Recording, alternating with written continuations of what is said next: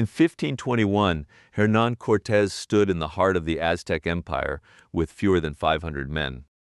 He did not defeat Montezuma's army in open battle. He never needed to. He turned rival tribes against their emperor, planted doubt in the minds of Montezuma's own advisors, and let fear do what swords could not. By the time real fighting began, the war was already over, decided in the mind, not on the battlefield. This is the secret that history's most feared strategists understood and that most people never learn. The fight you win before it starts is the only fight worth having. Every day you are taught the opposite. You are taught to compete loudly, to argue your point, to prove you are right, to meet force with force. And every day you lose ground, not because you are weak, but because you are fighting the way everyone expects you to fight. Visible, predictable, exhausting the greatest generals, the most ruthless CEOs, the political minds who reshaped nations. None of them won by being the loudest voice in the room. Sun Tzu wrote it 30 centuries ago. The supreme art of war is to subdue the enemy without fighting. Not because fighting is beneath them, but because fighting is expensive. And the truly powerful never pay full price for a victory they can get for free. What you are about to hear will unsettle you. Because once you understand how the game is actually played, through patience, misdirection, controlled perception, and the calculated withholding of your true intentions, you will never be able to unsee it. You will start noticing it in your boss, your rivals, your own family. This is not a lesson in violence. It is a lesson in power.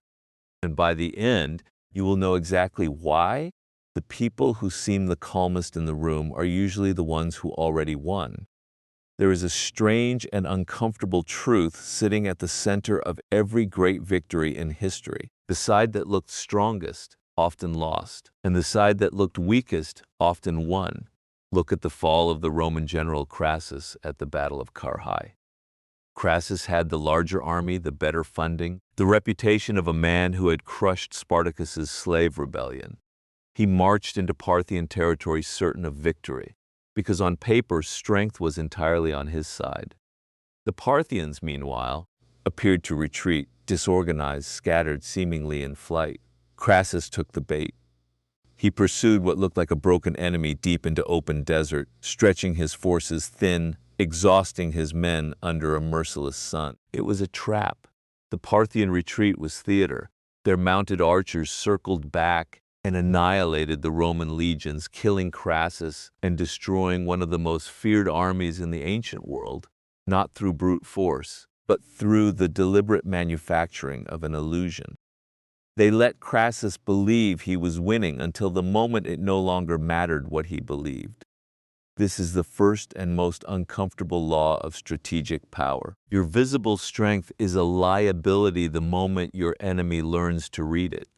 The more openly you display your power, the more precisely an opponent can calculate how to neutralize it. A fist raised in the air can be seen coming from a mile away. A fist hidden behind a smile lands before anyone even knows a fight has started. Consider how this plays out far from any battlefield.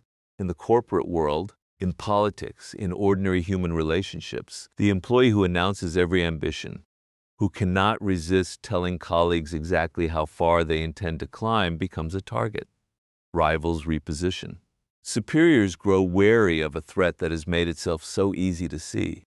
Meanwhile, the quiet operator, the one who seems almost uninterested in advancement, is granted trust, access, and time. By the moment anyone realizes what has been building beneath that calm surface, the position is already secured. This is not passivity. It is one of the most demanding disciplines a person can master. The ability to want something intensely while appearing to want nothing at all. History's power players understood this instinctively. Otto von Bismarck, the man who unified Germany, was a master of appearing reactive when he was in fact the architect of every event around him. He provoked wars that looked defensive.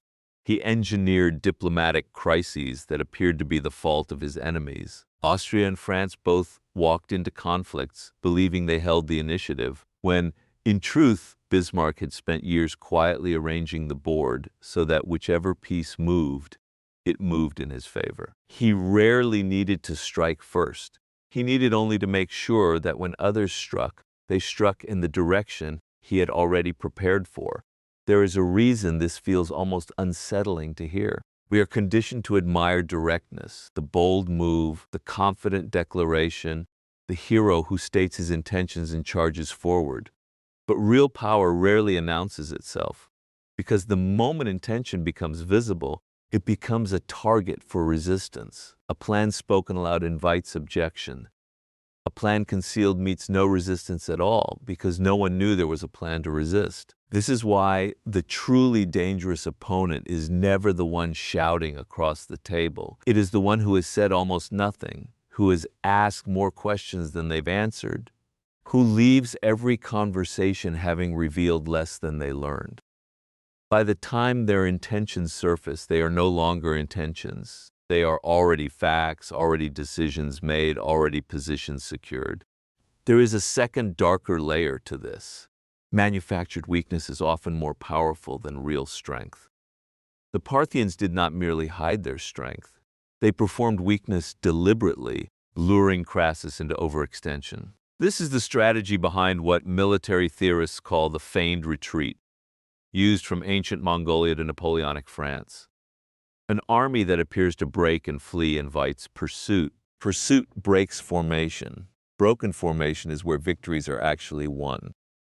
The lesson generalizes far beyond warfare. Sometimes the fastest way to defeat an opponent is to let them believe they have already defeated you. Think of the negotiator who appears indifferent to a deal they desperately want, forcing the other side to chase terms they would never have offered to an eager buyer. Think of the political figure who allows critics to underestimate them for years, gathering allies and resources unnoticed, until the moment the underestimation itself becomes the weapon that ends their opponents' careers. In every case, the surface told one story. Reality told another. And the gap between those two stories was where all the real power lived. By the end of this lesson, you should feel a specific kind of discomfort.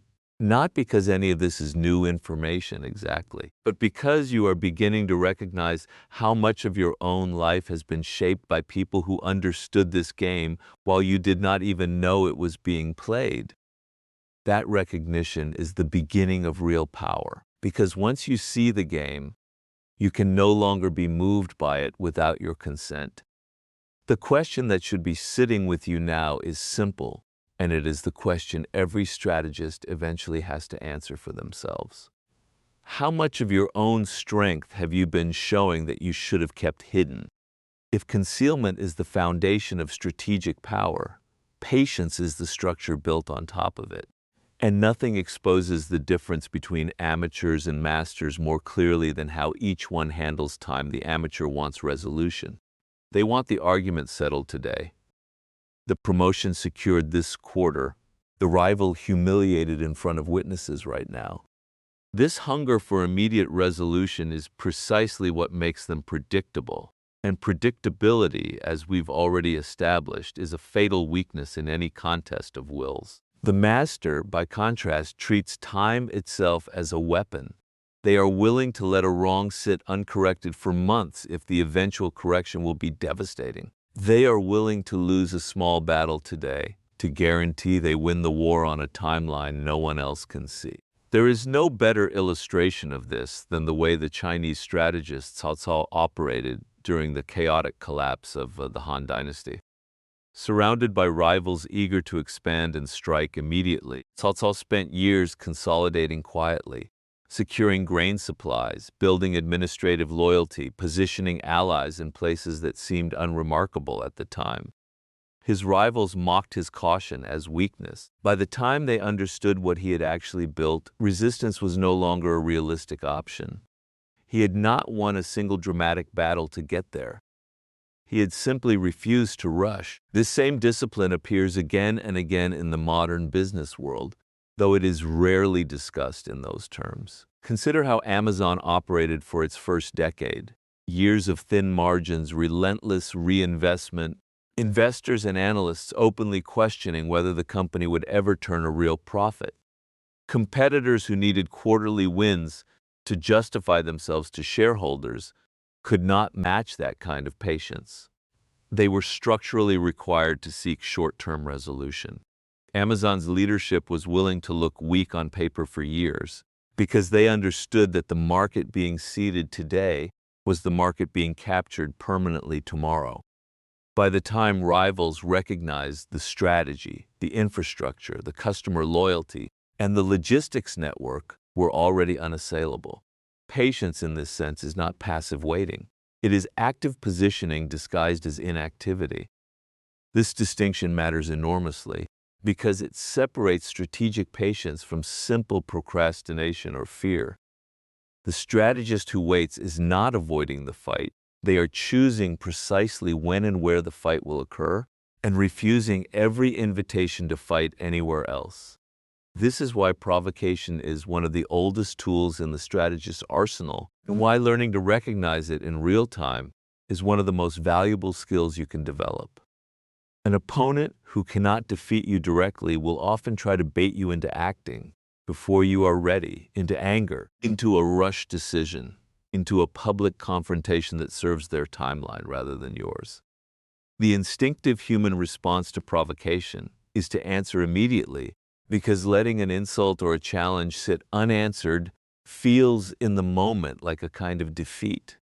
But this is exactly the trap. The strategist understands that an unanswered provocation costs nothing in the long run, while a rushed response can cost everything. There's a particularly striking historical case in the rivalry between the American labor organizer and industrialist conflicts of the early 20th century, where owners deliberately provoked strikes at moments most disadvantageous to workers, timing confrontations around harvests, holidays, or financial pressure points designed to force premature, poorly organized action. The organizers who succeeded were the ones who resisted the bait, who built support quietly over years rather than reacting to every provocation, and who chose their moment rather than accepting the moment chosen for them. Patience also functions as a kind of psychological pressure in itself.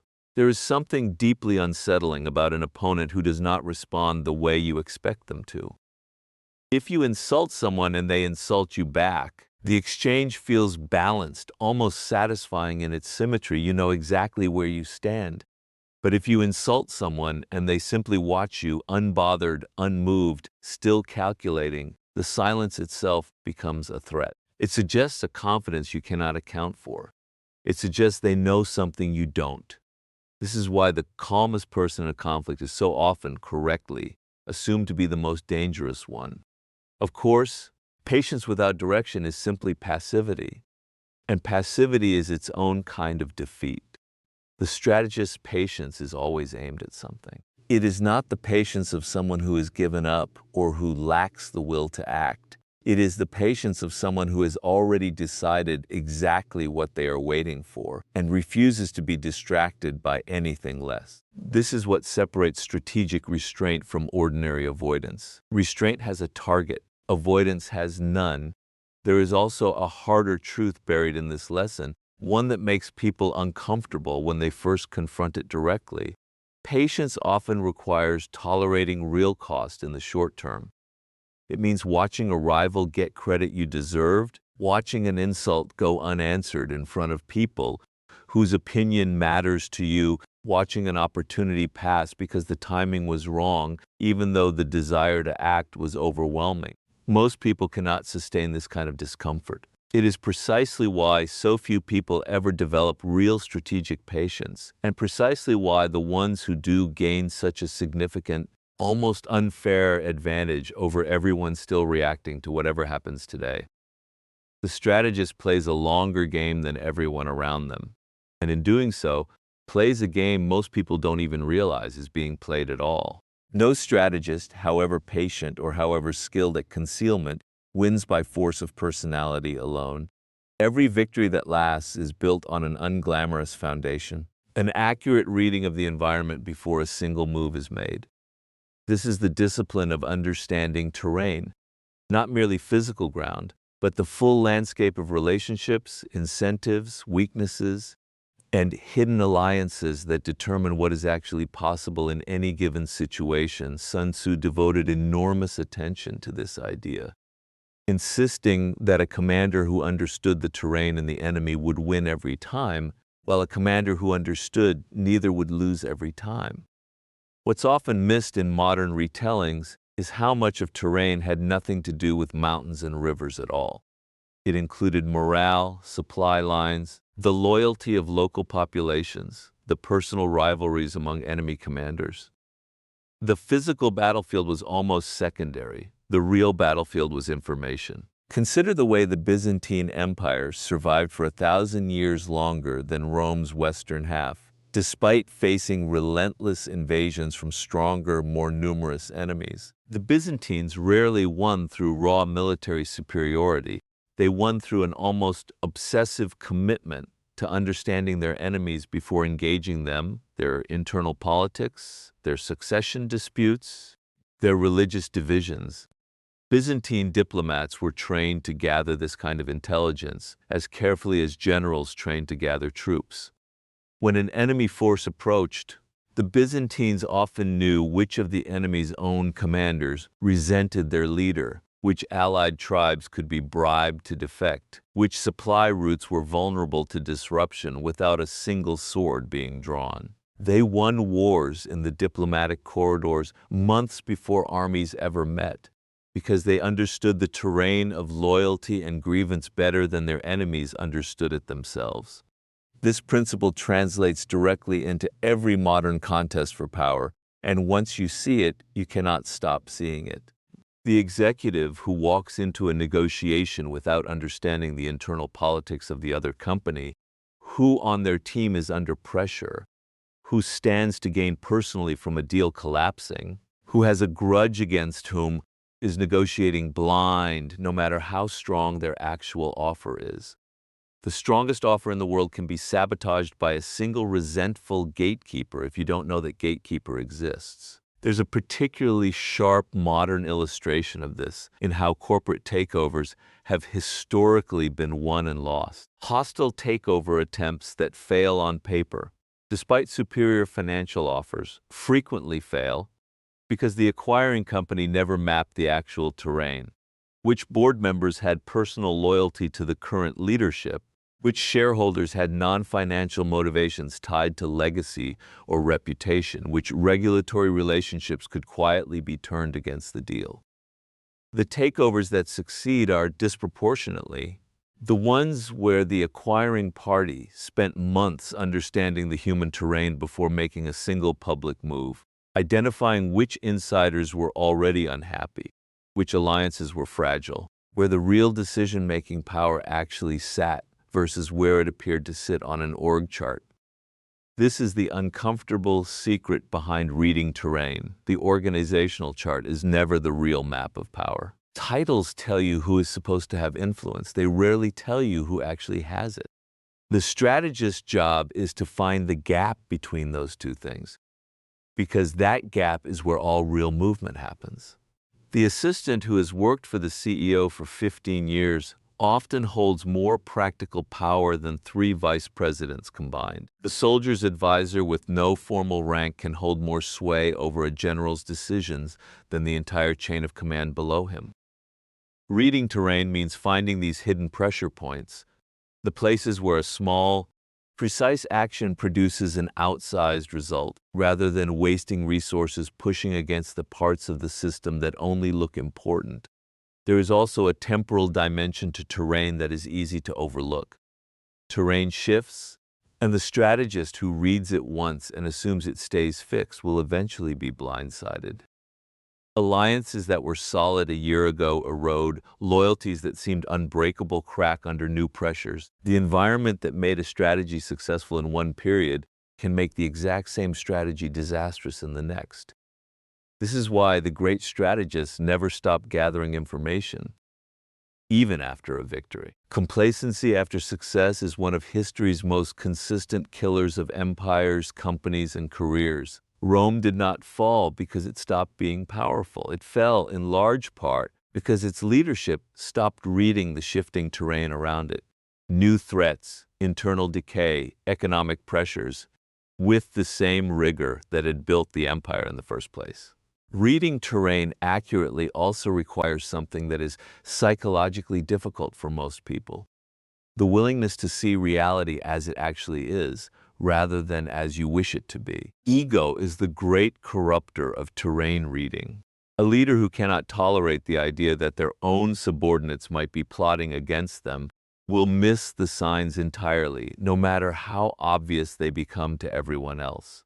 A negotiator who assumes goodwill from the other side, because they want to believe in that goodwill, will walk directly into a trap that a more clear-eyed observer would have spotted immediately. The strategist trains themselves to separate what they want to be true from what the evidence actually shows. And this separation, more than any single tactic, is what allows them to move through hostile environments other people find impossible to navigate. By now, a pattern should be emerging. None of this is about brute force. None of it is even primarily about cleverness in the moment. It is about the unglamorous, patient accumulation of accurate information about people, about incentives, about hidden loyalties that most people are too impatient, too self-focused, or too uncomfortable with uncertainty to gather. The terrain is always there, waiting to be read. Almost no one actually reads it. That alone is why the ones who do gain such a decisive advantage. There is a moment in nearly every great historical deception where the deceiver does something that seems, on the surface, almost irrational. They give their opponent exactly what that opponent wants to see. Not a lie built from nothing, but a carefully shaped version of reality, constructed from the opponent's own expectations and desires. This is the essence of controlled perception, and it is arguably the single most powerful tool available to anyone seeking to win without open conflict. The most famous example in modern military history is Operation Fortitude, the Allied deception campaign that preceded the D-Day landings in 1944. The Allies did not simply try to hide their invasion plans from Nazi Germany. They understood that hiding is often impossible when an enemy is actively looking for information. Instead, they built an entire phantom army, complete with inflatable tanks, fake radio traffic, and a fabricated general, all designed to convince German intelligence that the real invasion would land at Calais rather than Normandy. Crucially, this deception worked not because it was cleverly hidden, but because it told German commanders exactly what they already expected to hear. Calais was the shortest crossing point, the most logical target. The Allies didn't fight that assumption. They fed it, reinforced it, and let German high command talk themselves into a conclusion that cost them the war. This is the deeper principle hiding inside the story. People are far easier to deceive when the deception confirms what they already believe than when it contradicts it. Trying to convince someone of something they have no prior inclination to believe is exhausting and often fails outright. But confirming an existing assumption, feeding it just enough supporting evidence, requires almost no effort at all, because the target is doing most of the persuasive work themselves, inside their own mind. This principle shows up constantly outside the battlefield, often in situations that look nothing like warfare on the surface. Consider how skilled negotiators handle a counterpart who has already decided, before the meeting even begins, that they hold the stronger position. Rather than fighting that assumption directly, which would trigger defensiveness and resistance, the more effective approach is often to let the assumption stand, even to subtly reinforce it, while quietly shaping the terms of the deal in a direction the overconfident party doesn't think to scrutinize. The counterpart leaves the table feeling like they won because every signal they received confirmed the story they had already decided to believe. They didn't need to be persuaded of anything. They only needed to not be interrupted while persuading themselves. This same dynamic explains why so many political and corporate scandals unfold exactly the way they do, with warning signs sitting in plain sight for months or years before anyone acts on them. Controlled perception isn't only about creating false beliefs. It's equally about managing which true things people pay attention to and which they overlook. A leader under scrutiny will often deliberately create a dramatic, attention-consuming event in an unrelated area, precisely timed to redirect scrutiny away from the area that actually matters. This is not paranoid conspiracy thinking. It is a well-documented pattern across corporate crisis management and political messaging, where the goal is never to eliminate all negative attention, an impossible task, but to control which negative attention receives focus and which quietly fades into the background noise of competing headlines. There is something genuinely unsettling about how consistently this works, and understanding why is essential to defending yourself against it. Human attention is a finite resource, and most people assume that what they are currently focused on is, by default, the most important thing happening. Strategists who understand controlled perception exploit this assumption directly. They know that if they can control what you are looking at, they don't need to control what is actually happening. Because as far as your decision-making is concerned, what you're looking at is what's happening. This extends into personal reputation management as well, an area where the principle becomes almost uncomfortably intimate. The person who wants to be perceived as generous does not need to be generous in every instance. They need their generous acts to be the visible ones, and their less flattering behavior to occur where it draws no attention. This is not necessarily conscious manipulation in every case. It is simply how reputation actually functions in human society. And the people who understand this consciously have an enormous advantage over those who assume reputation is simply an accurate reflection of consistent behavior. It rarely is. Reputation is built from the visible sample, not the complete data set. And controlling which sample is visible is one of the most powerful and least discussed forms of influence that exists. The defensive side of this lesson matters just as much as the offensive side, and it deserves equal attention. If controlled perception is this powerful, the obvious question becomes, how do you avoid being its victim? The answer lies in a habit that is simple to describe and remarkably difficult to practice consistently. Treating your own strongest, most comfortable assumptions with the most suspicion, not the least. Most people do the opposite instinctively. The things they're most certain of are precisely the things they stop questioning. But those certainties are exactly what a skilled strategist will look for and exploit, because an assumption you've stopped questioning is an assumption that requires no further evidence to sustain. It will simply confirm itself indefinitely, regardless of what's actually happening, unless you deliberately interrupt that process. The single most dangerous words in any strategic situation are not, "I don't know," they are, "I already know."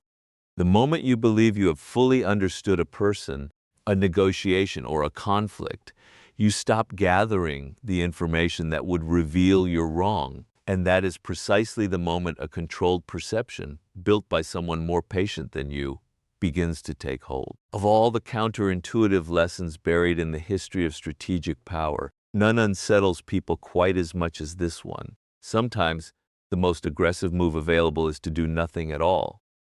Or worse, to appear to give up entirely. The instinct to equate withdrawal with defeat runs deep in most people, and strategists throughout history have exploited that instinct ruthlessly. The feigned retreat we touched on earlier is one version of this, but the principle runs far deeper than a single battlefield tactic. Strategic withdrawal, abandoning a position, a fight, a relationship, or an argument that appears on its surface worth defending, is one of the most powerful and least understood tools available to anyone seeking real, lasting power. Consider the political career of figures who survived scandal, disgrace, or apparent political death only to return years later stronger than before.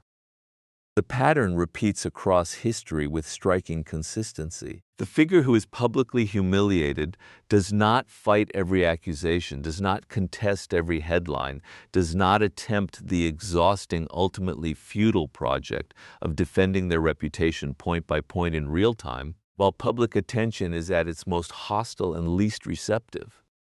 Instead, they withdraw, they go quiet. They let their opponents believe the fight is over, let the story fade from the news cycle on its own timeline rather than fueling it with continued resistance.